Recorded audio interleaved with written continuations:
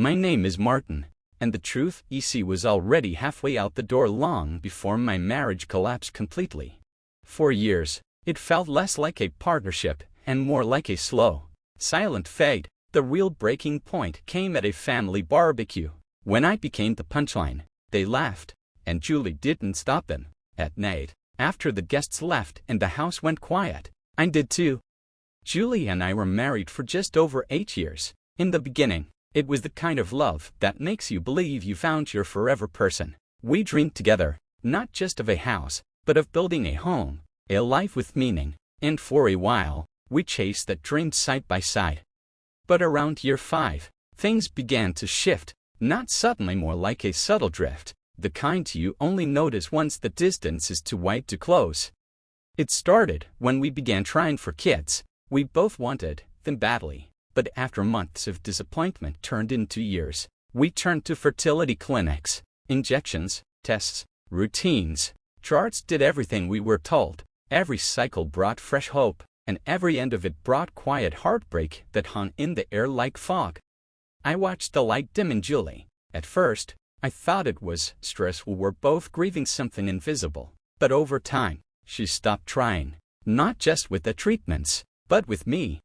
It was like she quietly surrendered the dream, and in doing so, began to surrender the marriage too. The closeness we once had eroded. What replaced it was polite, detached coexistence. We still shared a house, a bed, a dinner table, but it felt like I was living with someone I used to know. The silence between us got heavier by the day. What hurt most was how indifferent she seemed. She had emotionally checked out, and I kept telling myself that love meant staying given when the other person stopped showing up. About a year before the final unraveling, Julie's sister showed up on our doorstep. She was fresh off a nasty breakup, screaming fights, cheating accusations. Cops called to their house more than once. It was ugly, and she needed a place to land. Julie asked if her sister could stay a few days. Of course, I said yes. It felt like the right thing to do, especially with the little kids in tow who didn't deserve any of it. But a few days stretched into weeks, then months. Her sister made no mention of finding work, moving out, or even going back to the life she'd left. She unpacked like she was staying. The guest room became her storage unit. The kids' toys overtook the house, a living room, kitchen, even our bedroom.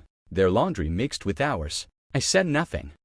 But soon, I couldn't pretend anymore. Her sister was loud, brash, and always had some sarcastic jab ready. The kids ran wild, no rules, no respect, no boundaries. It felt like I was living in a daycare managed by a reality TV meltdown.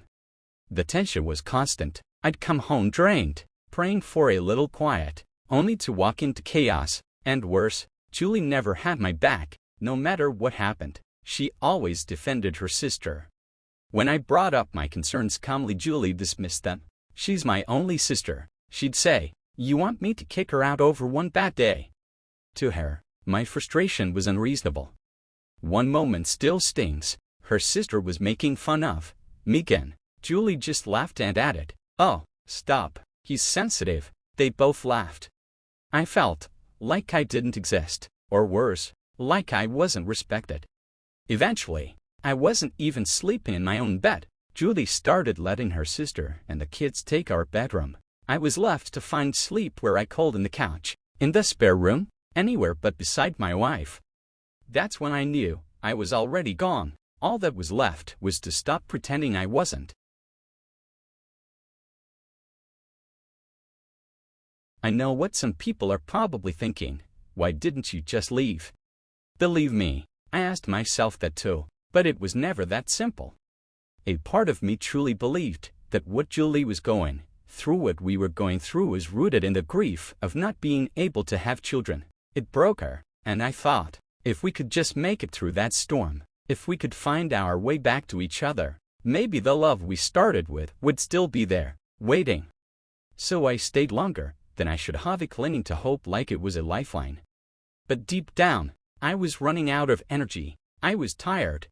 One day, I hit a wall. Love, I realized, wasn't enough to survive in a house where I felt invisible. So I did something I never thought I'd do. I scheduled a quiet consultation with a divorce lawyer. I laid out the facts. A few weeks later, the paperwork was drafted and ready. But I didn't serve them. Not because I believed things would change, but because a small part of me still wanted Julie to look at me the way she used Tovan just once. In the meantime, I started preparing, silently, carefully. I began packing the essentials: clothes, documents, keepsakes into plain moving boxes, and labeled them vaguely, in case anyone noticed. I rented a small storage unit outside town, paid in cash, box by box. I moved pieces of my life out of the house. I opened a new bank account under a slightly altered version of my name. I bought a prepaid phone. I even chose a new city, smaller, quieter. If the day came that I had to disappear, I was ready. But I didn't go, not yet. Because beneath all the resentment, under all that fatigue, I still loved her. Or maybe I just loved who she used to be. Then came the day everything changed. It was a Saturday. I went out to clear my head, drove aimlessly for a few hours. When I came back, the street was lined with cars. I could hear laughter before I even opened the front door, kids running, music playing. I stepped inside and followed the noise to the backyard. It was a full-blown family barbecue. People were everywhere. Kids darted between adults with juice boxes. Someone was manning the grill, and the patio table was covered in food and drinks. Everyone looked relaxed, happy, completely at home. Except me. I hadn't been told about any of it. I stood there for a moment, taking it all in. It felt like walking into someone else's life inside my own house. Julie was by the patio, laughing with her parents. Before I could say a word, one of her aunts spotted me. "Martin, come help me with this, will you?" I went. I smiled. I helped. I've always gotten along better with Julie's extended family than with Julie herself, especially lately. As I handed over a tray, another relative asked, "Where have you been all day?" "We've been here for hours. Didn't anyone tell you?" That's when it hit me. They hadn't told me. They hadn't thought to. And then, just as I was about to respond, her sister cut through the noise loud enough for the whole backyard to hear. "You know, if Martin disappeared tomorrow, I don't think anyone would even notice." Laughter exploded around me. Then her sister added, "Honestly, I didn't even realize he was gone." It was a joke to them, but not to me. So I raised my hot dog, like a toast, forced a smile, and said, "Challenge accepted." The laughter faded. A few people glanced my way, unsure if I was joking too. I wasn't. That was it. The moment. The point of no return. By the time the barbecue wound down and the guests started to leave, I'd already made my decision. I packed light some clothes, my laptop, important documents, and cash, threw them in a duffel bag.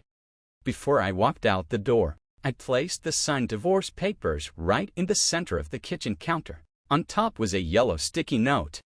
"You noticed yet?" I locked the door behind me, got in my car, and drove.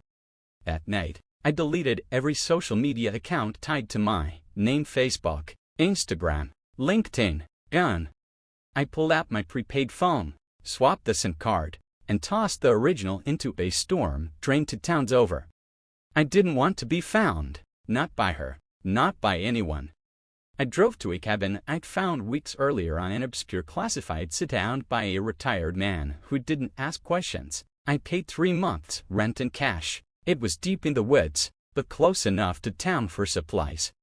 I made a living doing small freelance gigs online. It wasn't much, but it was enough for food, electricity, and quiet.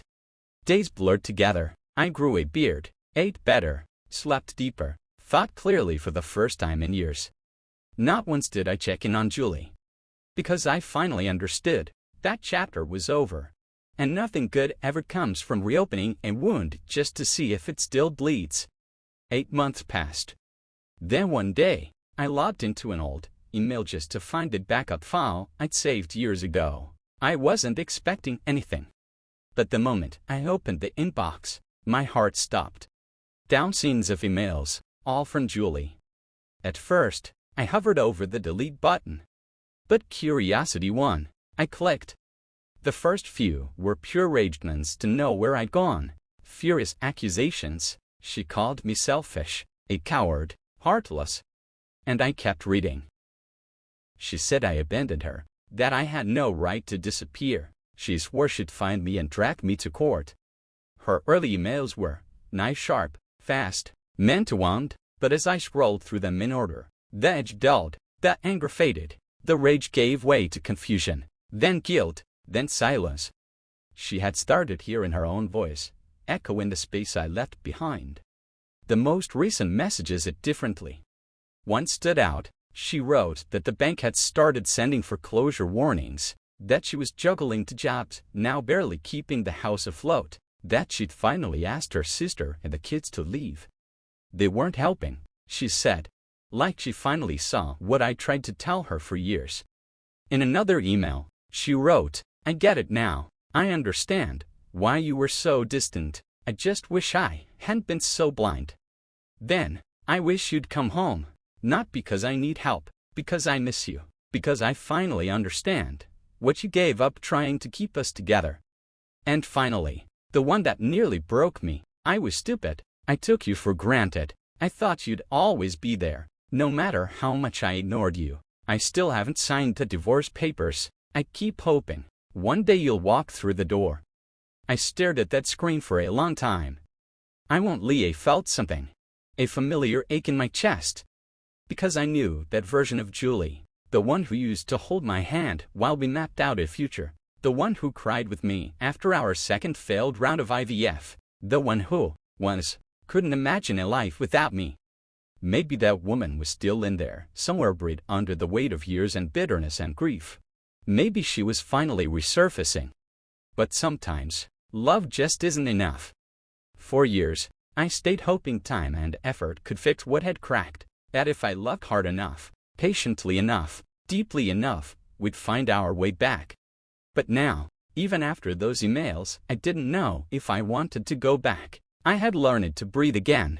I had found peace in the silence. It had been exactly 1 year since I left, a full year of no noise, no conflict, no pretending, just stillness. Then, one random afternoon, I stopped by this quiet coffee shop I liked tucked away at the edge of town. I ordered my usual and waited at the counter. That's when I heard someone say my name. I ignored it at first, but then it came, again sharper, more certain. I turned. It was Ryan, a mutual friend. His face looked like he'd seen a ghost, I guess anyway, he had. We exchanged awkward small talk. I kept it vague. I didn't give him much to work with. 6 days later, there was a knock at my cabin door. Julie. I didn't move at first, just stared through the curtain, but eventually, I opened it. She stood there, looking smaller than I remembered, and then she broke down sobbing, shaking, saying she was sorry, saying she didn't realize how bad it had gotten, saying she should have listened. I didn't say a word until she finished. Then I stepped outside, looked her straight in the eyes, and said, I'll come back, but only to end this the right way. I'll sign what needs to be signed. We'll do this like adults, but I can't be your husband anymore. Not after everything. Not after what your sister put me through. Not after you let it happen. She didn't argue. There was no fight left in her, just a tired nod. She tried to smile but couldn't. Then she turned and left. You know, it's strange how people often only see your worth once you've already gone. That's one of life's cruelest lessons. We don't appreciate presence until it becomes absence. For years, I stayed in a marriage that was dying slowly, hoping love alone would be enough to resurrect it. But love can't survive on its own. It needs oxygen. It needs effort. It needs reciprocation. I endured disrespect, dismissiveness, chaos that wasn't mine to carry because I loved her. I became invisible in my own home. But it all only started to make sense to her when I finally disappeared. That's when she noticed the silence. That's when she understood what I'd been trying to say all along. Maybe some people can only understand presence once it's replaced by absence. So, if you're listening to this right now, if you're in a place where you feel taken for granted, I hope my story gives you something to think about. Don't wait until you're hollow just to prove that you were whole. And if you're someone who's been pushing someone away, ask yourself this: why did it take their absence for you to finally see their value? I'd love to hear your thoughts. Drop a comment, share your story. And if you know someone who needs to hear this, share it. You never know who's sitting quietly. Bags already packed, just waiting for one more reason to disappear. Thanks for listening.